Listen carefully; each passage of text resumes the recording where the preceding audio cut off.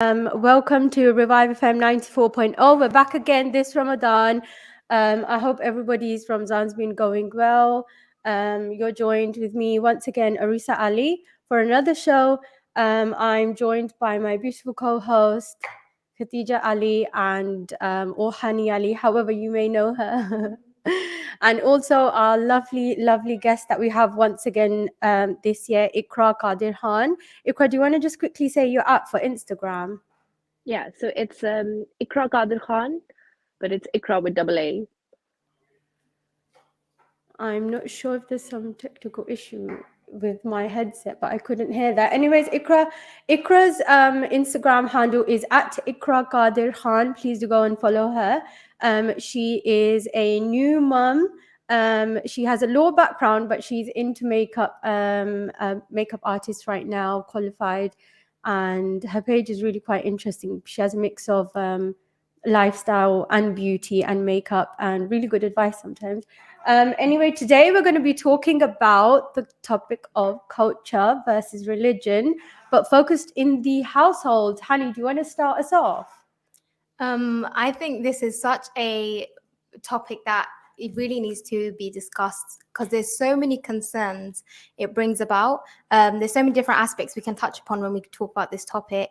I think it's a common topic that a lot of us in the Asian community, Arab community as well, we experience. And there's so many religious and cultural clashes that we go through. But I think the concern lies when we can't differentiate between the two. We can't differentiate between what exactly our religion falls into the category of cultural clashes and what falls into the clashes of religion. So yeah. I just want to say this.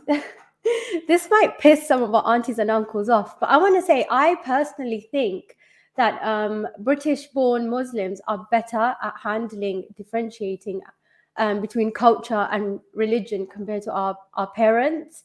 I feel like they're not very good at it, and that's a struggle that we've had to face as well. So I know a lot of the times we talk about, and we've certainly talked about it on this show as well, culture versus religion in society, but within households is where it begins, where the problem lies as well. And until we find a solution from there, the situation isn't going to change. So me personally, one of the things I struggle with in terms of my deen is the way I dress, because obviously, as you can tell, I'm visibly a hijabi, and once you're a hijabi, you represent Islam blatantly. The second somebody looks at you, they know you are a Muslim and you're representing Islam. And I know I hold my hands up, I wear ankle grazers, which is something that I'm trying to change. Shouldn't show your ankles in Islam, things like that. And then you get in trouble at home as well, and in mosque from the aunties. Don't lie, we've all been there. So this is something that I struggle with, but it's because we were born and brought up here. I'm sure, Hani, is that something you struggle with, like in terms of your dress sense, or like, I don't know if you've ever got in trouble at home. I know, like, honestly, what you're talking about. I think all of us as a hijabi, we all have our own struggles. But I think the first moment is realizing the place in which you're going wrong and then trying to tackle that way. Because I know me as well, I have my own struggles when it comes to hijab. I've recently started to try wear more abayas and obviously more modest dress. And I think a part of that as well is culture as well, because I remember just when you were saying that, something that came into my mind as well. I remember a friend coming up to me and telling me, and we were just talking about a topic similar to this, and she was telling me, bearing in mind she's Pakistani as well, she was telling me how her mom was telling her, like, why do you, and she wears abayas and modest clothes as well, but her mom was saying to her, why do you not wear sida labas? Like, which basically translate to those of you who aren't Pakistani, I don't speak Urdu, is basically like kind of like straight clothes, in the sense like, that, why don't you dress straight? Yeah, but not in that sense, in the sense that, yeah, like. So I remember she was like, what does that even mean? And she was asking her mom, and her mom's like, well, we're Pakistani, so we wear shalwar kameez. Why don't you wear shalwar kameez as well? And I was confused hearing that as well. I was so confused because abayas are modest clothing. They go in line with our religion. but yet she's kind of being told off for not dressing in the way her culture and what appeals to her parents. So it's kind of like what is right and what is wrong, and it's this idea of mentality, and it stems down from the parents, and that will trickle down to everyone else in the household. So where do you go in this sense? And then what do you do with that as well? Because I think that is such a big struggle we would struggle with as being children. Do you do what pleases your Lord, or do you, which is a religious aspect, or do you do what pleases your mother? Yeah, that's really hard because pleasing your mother comes into in religion. But then again, with reverts, when they struggle, and this is something I learned in my Alma class, when it comes down to the nitty gritty and you're really struggling to differentiate, obviously you have to go with choosing your Lord. But then again, obviously, pleasing your parents Center at 7. is choosing 4,200 people your have been Lord. evacuated today from Ukrainian war zones. I According think to the we're having country's some sort of deputy a prime technical minister, issue. Russian forces leaving areas around the capital Kyiv It's have just been the news. accused. I'll just turn that down for a second. There we go. That's fine. Ikra. So, for those of you who don't know, Ikra is a Pakistani, born and brought up, that moved to Britain, right? Yeah. And your that's right. husband is actually of Romanian background. So, in terms of putting two cultures, and you've got your Pakistani culture, and then you've got your husband's Romanian culture, and then you've got religion. I mean, you're both Muslim. So how do you balance? I mean, you've got 3. Is it easier? Does it make it easier that you have different cultures, or is it harder? Like, I'm really intrigued. How do you balance it all? To be honest, a lot of people ask me this question. Can you hear me? I don't think I can hear Ikra either. I think there might be a technical difficulty there. Oh no, give us just a second, listeners. I'm so sorry. It's our first show, so we might be having slight technical difficulties. We'll just see if we can get Ikra on board. Bear with us for just a moment. In the meantime, maybe if the tech guys can sort that out and then we can hear Ikra.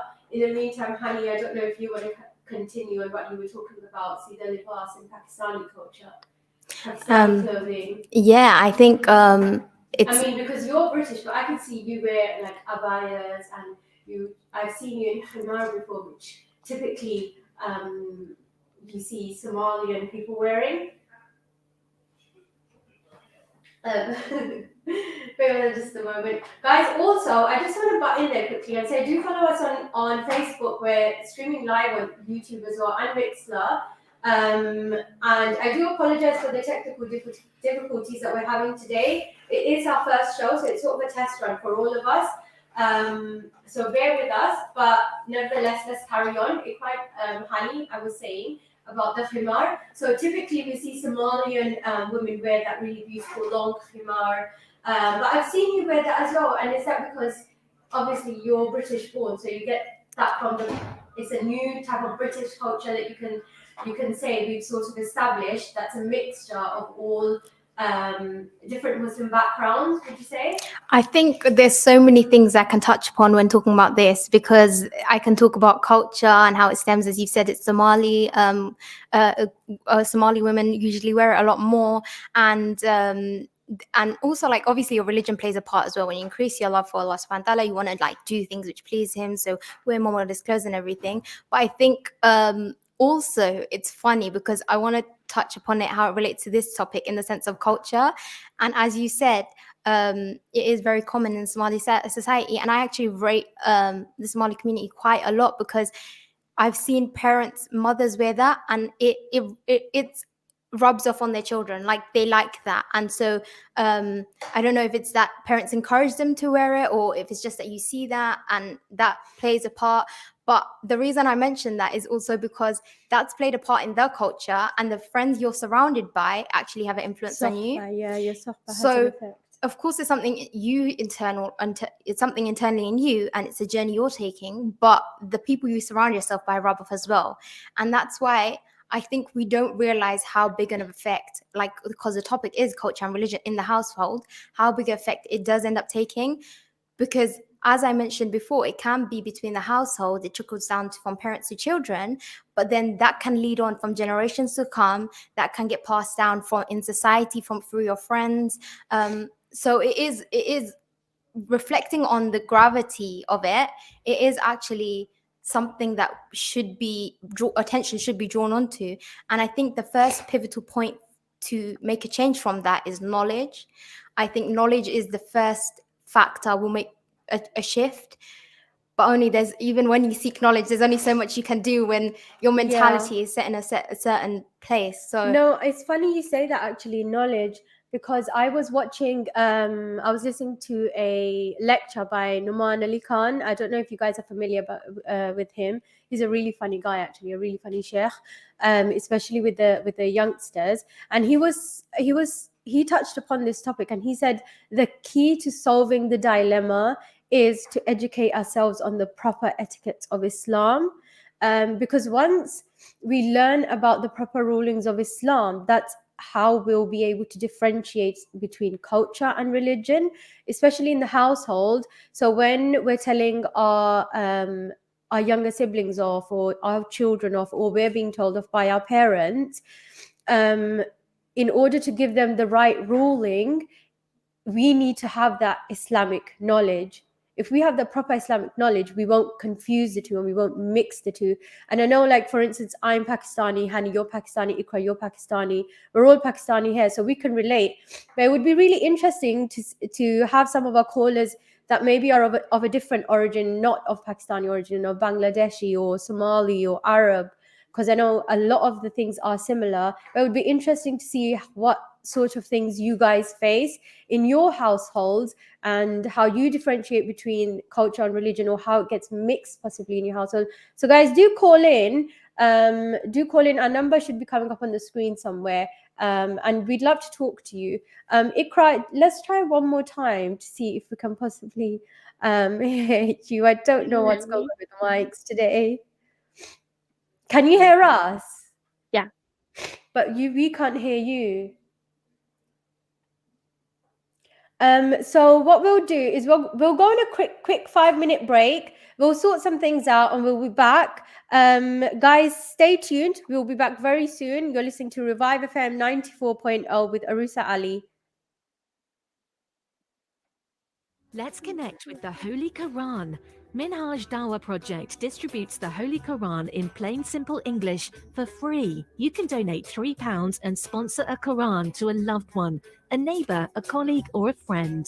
We distribute Qurans totally free of charge across the whole UK, including in prisons. Please call us now to contribute on 0300 030 1951 or email us on dawah@minhajuk.org. Need your tyres checked? Have a flat or a nail in your tyre? Don't panic. Visit B1 Tyres. Our professional and friendly team will have you back on the road in no time. We stock over 3,000 tyres and have some of the best prices in town. Wheel alignment, alloy gaiters, and wheel refurbs are just some of the services that we offer. So call us on 0203 875 3525 or visit us at B1 Tyres, Unit B, 43 to 49 Fowler Road in Hainault. B1 Tyres, the garage you can trust. A Sadqa Jariyah unlike any other. This year, Allah has blessed us with the incredible opportunity of illuminating the interior of the Dome of the Rock Masjid, the exact place where the Prophet ﷺ was ascended into the heavens. This new lighting system will illuminate the central areas inside the Dome of the Rock. Gain the reward of praying in Masjid Al-Aqsa and give today.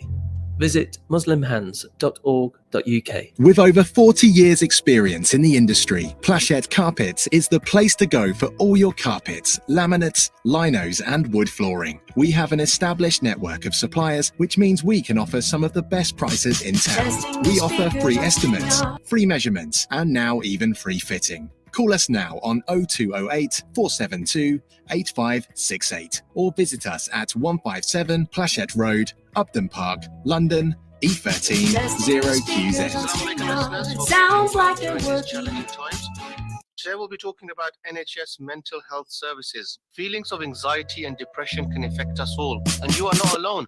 If you're struggling to cope with your mental health, or if you're finding it hard to do things you normally enjoy, the NHS is here to help. Today we've got Amandeep Somal, a senior cognitive behavioral therapist and couples therapist in the NHS. Amandeep, welcome to Inspire FM. Thank you for having me. Firstly, do the NHS have any mental health services? Yes, they do. They have free, effective and confidential ways to support people who are having difficulties with their mental health, and that can be accessed through many different ways. Now, I've often heard about talking therapies. Does talking talking therapy actually help? Seeking help through talking therapies can actually Testing be 1, 2, 3. a great way of supporting someone to overcome their mental health difficulties, such as depression and anxiety, and get them back on track. Does the help of Yes, 1, 2, 3, 1, 2, 3. Yeah. person? We've been a lot more versatile in the way that we offer talking therapy. So it can be in person, face to face, or it can be via videos, or it can just be on the telephone. And of course, we also have online courses which you can do in your own time. Is there help and support available for those people who cannot speak English? But for people whose first language is not English, you can also use a confidential translators, and also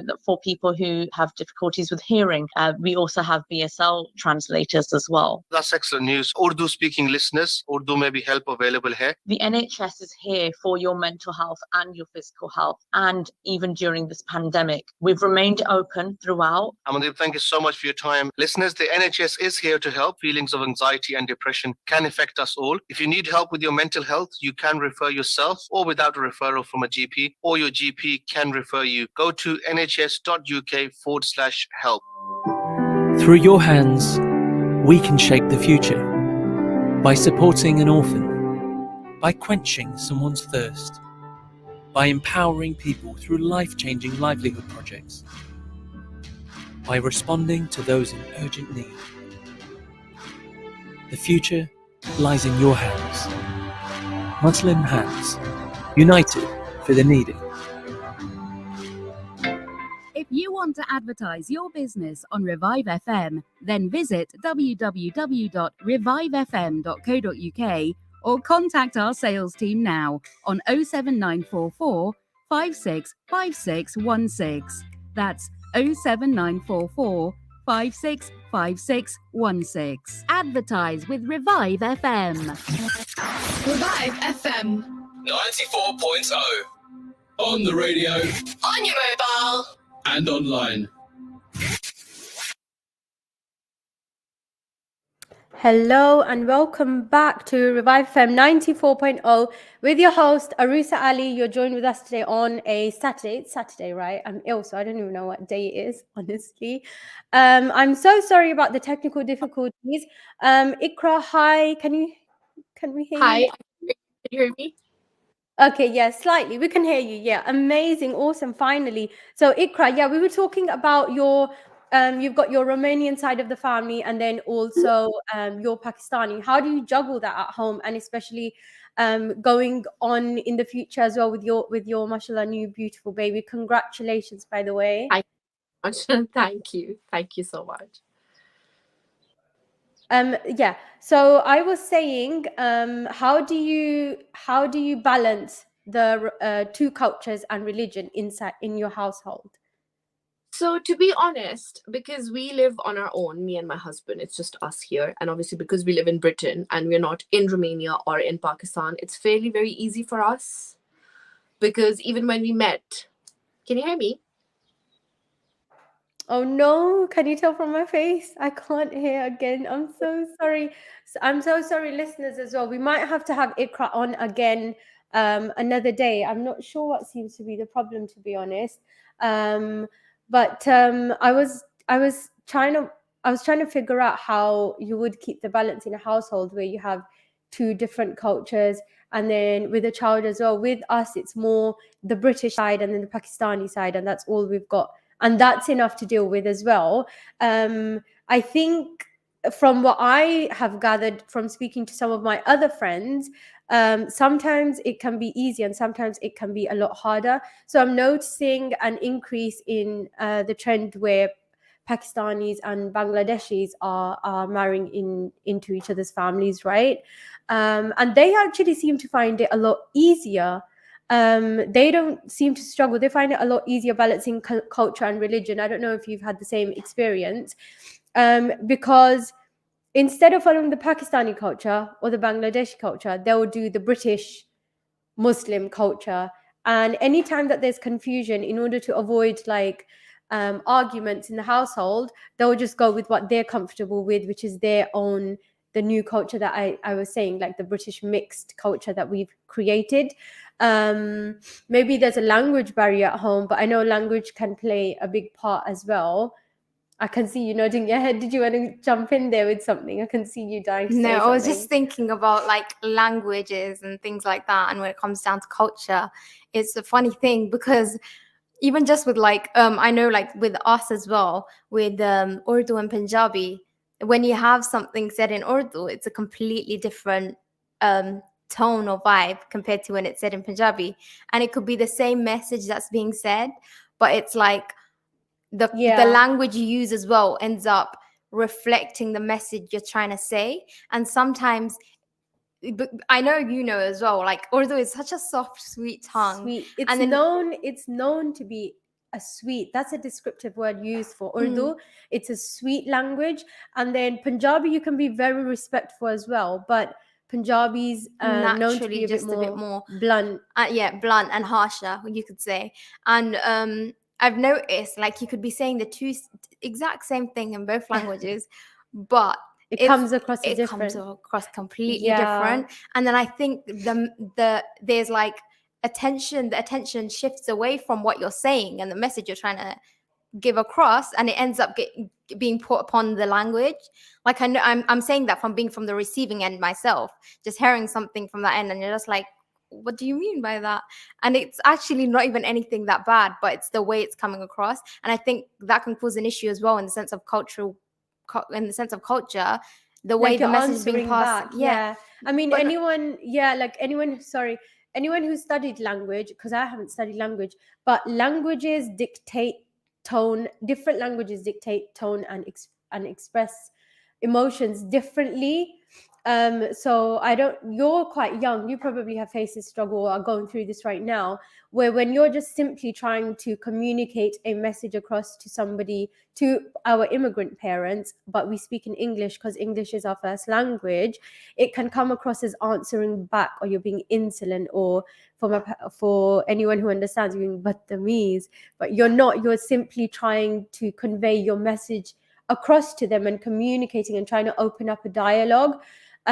Maybe that's one of the struggles that you faced. Yeah, it is a struggle I face, and it's kind of like, how do you come across? I think the biggest struggle is because I can only talk about the relationship of like parents to children, or more so mother to child, but like it's more so the aspect of how do you convey a message in a right way to make a person understand in the right way, but also being so careful about religion, because you can't step across any boundaries when it comes to your parents in Islam. So how do you find that? How do you deal with that? And I was just thinking as well, though, like I can only talk about the experience of, and I think I don't want to touch the entire conversation on this aspect, because there are viewers out there who see another side and there's another side of cultural difficulty when it comes to religion. And I can only talk about that of like parent to child, but there's so many cultural clashes when it comes to between husband and wife. And I'm saying this because I've also seen like recently my friends have like I don't know if you know Azesha as well, very prominent on social media, and they recently got married, and they've like posted stuff, and I was just as you were having this conversation, I was just remembering stuff like they said, as in what culture says keep her in her place, and then what Islam says. So there's this cultural clash when it comes to family dynamics, in the sense of, oh, maybe your mother and a child, but there's also this cultural clash when it comes to societal expectations between husband and wife as well. So it stems down in almost every relationship you end up having. And I think, where do you go from that? Log kya kahenge? Yeah. Log kya kahenge is a killer. What will people say? Aunties and uncles, don't come for me, but please, we need to stop with the log kya kahenge. We need to, why don't we say Allah Pak kya kahenge? Allah Pak kya sochenge? What is Allah Pak going to think of us? And let that dictate what we're doing and how we're behaving in society, and the decisions that we're making. Let that dictate our decision-making process. But yeah, that is a killer. But at the same time, I'm not just focusing on the aunties and uncles. It can go the other way as well. Sometimes when they're trying to convey a message to us in their first language, I feel like we struggle to understand as well. And in situations like that, this is why I think Nouman Ali Khan was right, where he says we all collectively need to educate ourselves and make a conscious effort continuously, no matter how old we get. It's not embarrassing. It's not, I think I think the best people are the ones who choose to be a student, no matter how old they get. You can't say you're ever going to stop learning. You're constantly going to learn from everybody around you, whether it's from someone who's younger or someone from older. We need to let that sort of ego go, that we're not going to learn from someone who's younger than us. And if we learn about the true rulings and in terms of fiqh of Islam, that can then dictate our decisions anytime that we are confused, because rather than mixing culture and religion. But I know, so I went to Pakistan recently, and I was only there for a couple of days, but I noticed a big difference. So I came back and I was in Stratford Westfield and I saw a beautiful girl, mashallah. She was she was wearing himar, abaya, everything, you know, fully covered up, loose, modest clothing, covered up head to toe, nothing tight, and she had loads of piercings in her face. And my initial thought was, wow, mashallah, so beautiful, and look how she's you know, mashallah, she's on the way of the deen. And I was thinking, if that was someone from Pakistan who had seen her, they would not choose to focus on that aspect. They would be like, like shocked, like, oh my God, she has so many piercings in her face, you know. And I realized that's culture, like that's a British culture. She's got those types of piercings in her face, not the traditional nose piercing, but like the Monroe piercing and things like that in the eyebrow and the lips. She had piercings like that because that's her British culture. That's what she sees. And I don't know the rulings properly about piercings in terms of in Islam, but that's just one example that I could give. If we educate ourselves on what the actual true rulings on piercings is in Islam, then we can follow that. And then it doesn't matter about culture, can't come into it. Do you know what I mean? I know exactly what you mean. And I love the fact that you touched upon British culture as well, because I was going to ask you, we've touched upon that side of like where our parents originate from and how that stems down, rubs down into household and everything. But when you were saying that, I was actually appreciating British culture, because I think we have almost integrated and embedded like Islamic beliefs and religious beliefs into our British Muslim culture. You're right. I think we don't appreciate British culture as much because it has allowed us, it allows people from all, I mean, especially if you live in London, it's so diverse. You see people from every color, age, race, from all across the world. You learn about different cultures. It's like, it's more exciting. It's not uniform. It's not boring. I think that's something to be proud of. And living in Britain, that's something that, you know, it has allowed us to express our own cultures and then create new cultures by, you know, expressing ourselves in religious matters and other ways as well. Whereas in Pakistan, I mean, this is just because I was only there for a few days, I couldn't be myself properly. Over here, it's okay to be yourself. I mean, like I said, I struggle with my dress sense. That's something I'm trying to work on myself right now, to dress more modestly and things like that. Because I wear a hijab, which is a headscarf. Contemporarily, we understand the hijab as a headscarf, even though in a Quranic sense, it has a more deeper meaning. It basically means to veil or to screen or to shelter. But then I wear skinny jeans. So that's because of the culture and the religion mixing. You know, it's interesting actually. We're talking about khimar, we're talking about hijab, and I only recently learned the difference between all of them. So in terms of, if you've got four terms, four Arabic terms, you've got abaya, hijab, jilbab, and then the khimar. There's, I would say, I mean, I think our listeners would find it interesting as well to understand the differences between it, whether you are Muslim or not. So the hijab is the basic one. Like I said, in the Quran, it actually means just to veil or basically just to veil or screen. But contemporarily, we understand it to mean a piece of cloth that's a hijab that we use to cover just our head. And then, I don't know, like you wear abayas. I don't know if you want to explain the abaya. I think an abaya is more so kind of the most common Western comparison to that would be like a maxi dress, but a more looser fit. Or a robe or Yeah, a or thobe. or robe. Yeah, I feel like that's what we know. So for instance, if you go to the shops and you ask for an abaya, you would expect to be shown a robe or a thobe. Mm. And then in terms of a jilbab, I feel like it's just the same but a bit more looser. And full covering over the head as well. Full coverage as well. The funny one is khimar. So khimar actually if you look at the Quranic term of it in Surah Al-Azab, I think it comes in there's a reference to it. I think it was Surah Nur as and well. Surah Nur as well. It focuses on covering of the chest area more so, because obviously all 4 terms mean modesty, be modest, to veil, but the khimar focuses more on the chest coverage. But contemporarily, you would recognize it as those big, long, almost like a headscarf, but that goes down to your legs. And most commonly, you would see Somalis wearing it. But that's how you would recognize it if you walked into a shop and you asked for a khimar.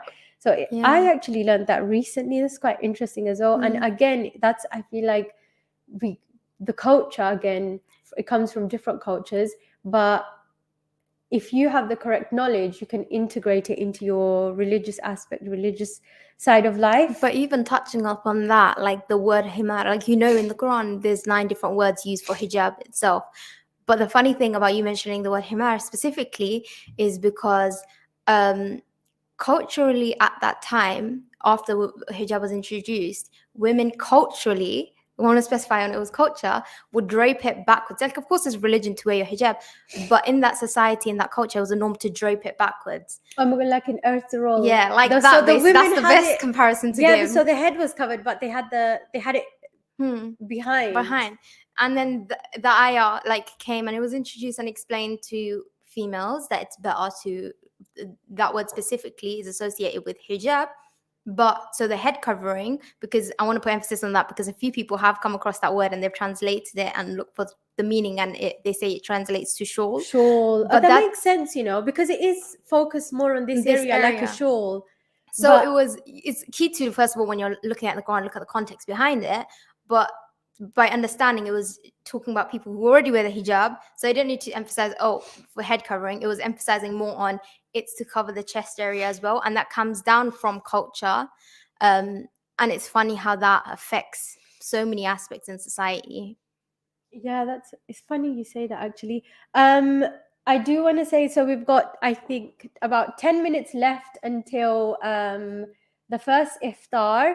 We'll continue talking, but I just want to remind everybody, I'm sure you're all getting ready for your iftar and ready to pray Maghrib, and I hope your fast is going well. The first one, I think it's been quite an easy day. Alhamdulillah. How was your so fast far today, Sister Aroosa? I mean, I'm sick. I'm sure you can hear from my voice, so please do excuse me. I know that's not what you want to be hearing on the radio. Please do excuse me. But no, it's been going well. I don't know why I had it in my head that fast is going to open around 9:30 p.m. So I feel like the day's ending quite quickly. We've only got 10 minutes to go.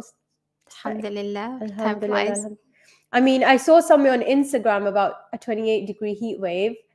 Where is the heat wave, please? I'm freezing. Please give me a heat wave. I'm freezing. In British, I swear, I cannot do this cold weather. It's funny how every conversation has to stem down to weather. But you know, they say be careful what you say. So let's just stop that. Because better to be cold than to be hot.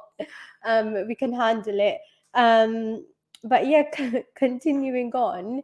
In your household, how would you say? I think, so funny question.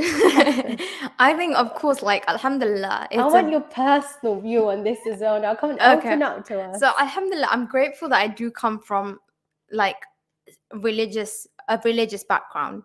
So, and for me personally, I feel as though I never used to see, in my mind, obviously within family and household and extended family, etc., you always do see a cultural and religious clash.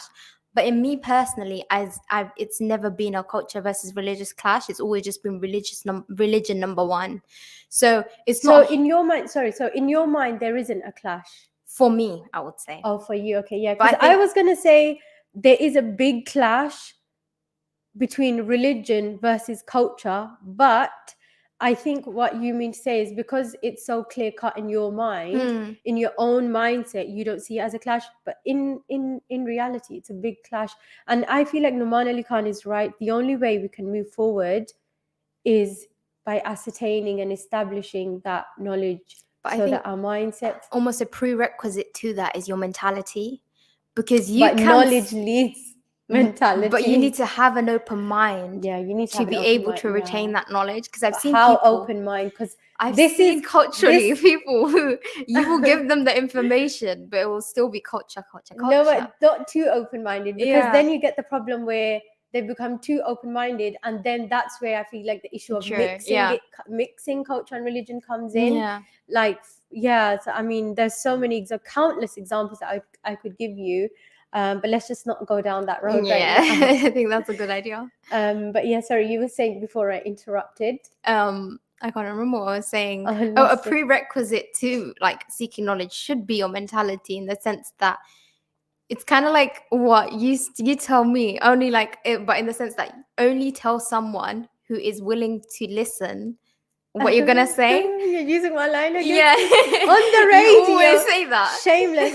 Yeah. So in my household and my friends and my family, like I'm famous for saying this Yeah. line is you can explain and try to make you can communicate something all you want, but if somebody doesn't want to comprehend what you're saying, It there's will not just go no anywhere. point. So I think when you're even trying to communicate religious matters, it's better to speak to somebody that's ready to understand and ready to listen and ready to keep an open mind. And it's not to be mean or to push somebody away from religion or anything like that, but it's something I learned from my dad. We need to be kinder to one another. If you want people to come closer to religion, then sometimes you do have to wait for them to be ready. Everybody's on their own journey. Everyone's got their own struggles. Everyone's on their own journey, Islamic journey and religious journey. You might be at a different place. There's going to be people that are ahead of you. You don't want them to be, on your back. So just be mindful of people that are not maybe, behind on something that you're good at, because you'll certainly be behind on something that they're a lot better at doing. So I guess like what I was trying to say, and I think a message to the viewers as well, that the first thing we should all try and keep into mind is the mentality we have. And going back to exactly everything what you said, if we shape our mentality to know that knowledge is going to be the factor which is going to take us to a better place, The right knowledge. the right knowledge, and we put that in our mentality already, then we can be open to seeking that knowledge. Otherwise, someone can be chucking as much knowledge at you as you want, but it's not going to be going anywhere. Yeah, it's not going to be going there. But there's a lot of mosques now who are ready to teach Islamic, other Islamic value. I mean, we all went to mosque as children, right, to learn to recite the Quran Pak. But what about understanding it? See, this is another thing. I'm going to go back to Pakistan again, only because I was just there a few days ago. But because they literally they have Islamic studies in school. So there's certain things that I'm learning. I'm part of a diploma class. There's certain things that I'm learning which is basic Islamic knowledge that they have already. They know these things from childhood. But we have to go out and make a decision to join a class in the evenings, take it out of our time. Bless you. And gain that knowledge. And I've learned so much, and it's changed my life as well, and it is continuously changing my life. And honestly, it's easier to sit at home and watch all these Numan Ali Khan and Sheikh Omar Maulana Tariq Jameel. Yeah, There's so many out there, but then again, like, you don't know which knowledge is right as well. And there's different schools of thoughts as well. There's 4 schools of thought.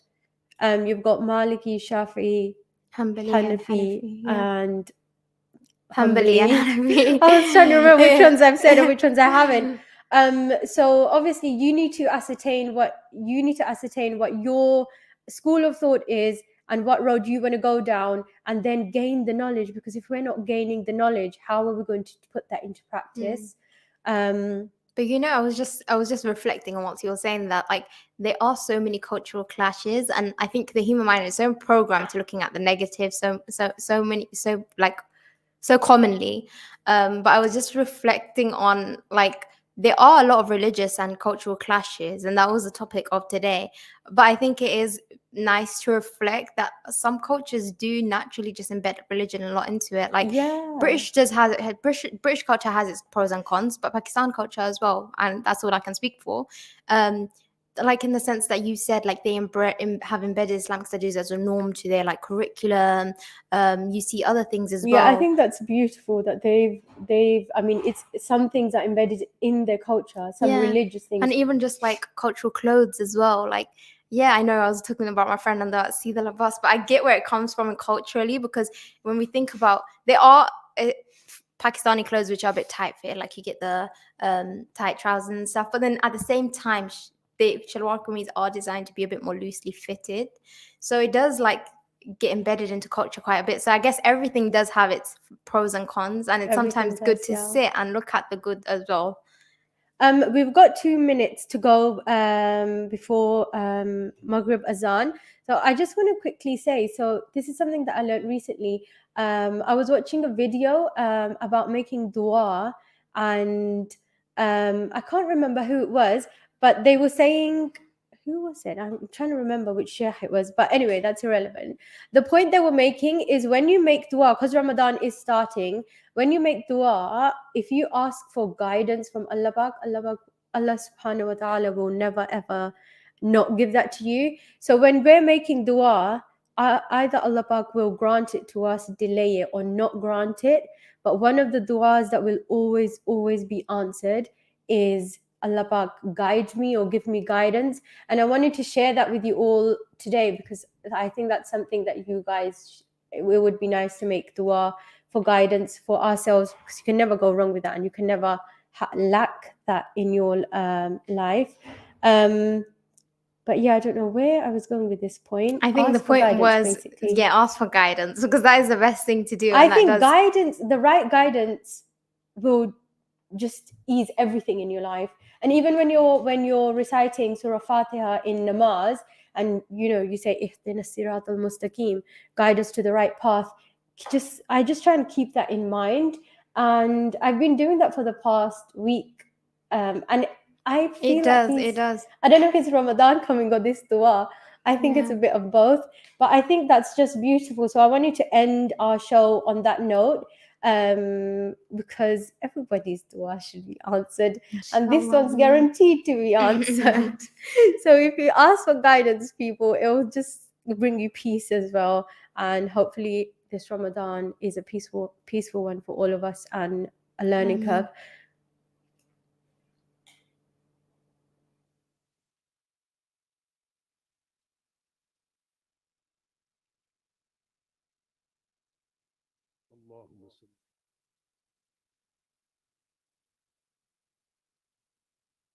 وعلى آله وصحبه أجمعين. اللهم إني لك صمت وبك آمنت وعليك توكلت وعلى رزقك أفطرت. وصلى الله تعالى على سيدنا محمد وعلى آله وصحبه برحمتك يا أرحم الراحمين. الله أكبر الله أكبر الله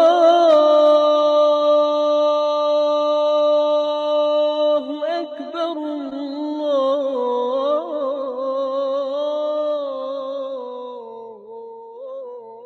الله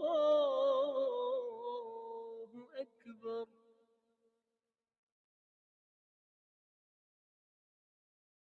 أشهد أن لا إله إلا الله.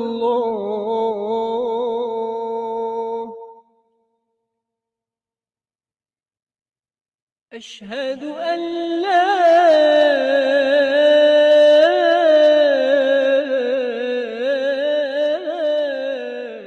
إله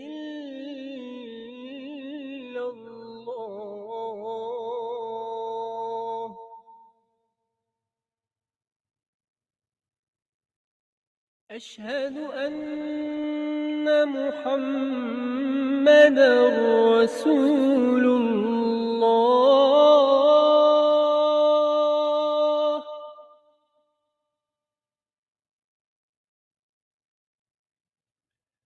أشهد أن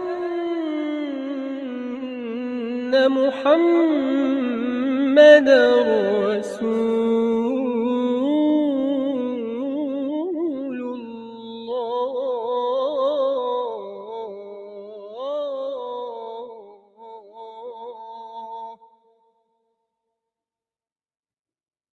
حي على الصلاة.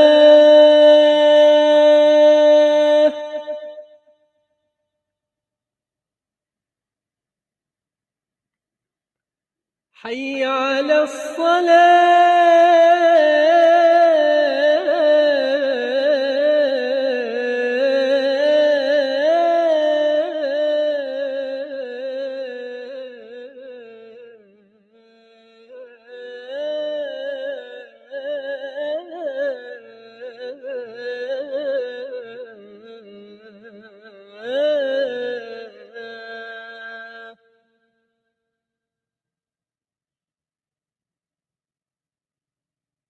حي على الفلاح.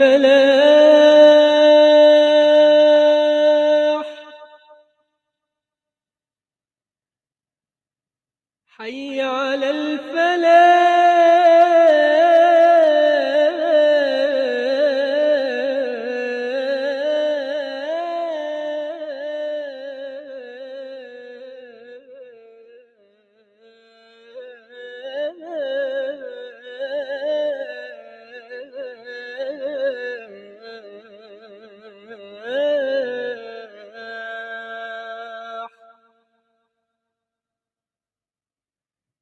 الله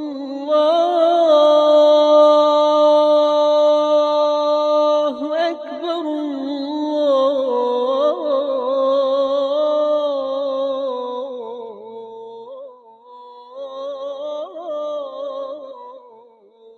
الله أكبر. لا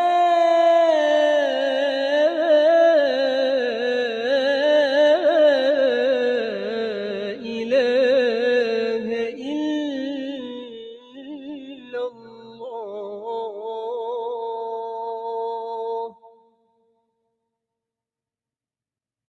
اللهم صل على سيدنا ومولانا محمد وعلى آله في الأولين. اللهم صل على سيدنا محمد وعلى آله وصحبه في الآخرين. اللهم صل وسلم وبارك على سيدنا محمد وعلى آله وصحبه في الملأ الأعلى إلى يوم الدين. اللهم رب هذه الدعوة التامة والصلاة القائمة آت سيدنا ومولانا محمد الوسيلة والفضيلة والدرجة الرفيعة وابعثه مقاما محمودا الذي وعدته وارزقنا شفاعته يوم القيامة إنك لا تخلف الميعاد. This Iftari is sponsored by the Wahbe restaurant in Gants Hill, Ilford.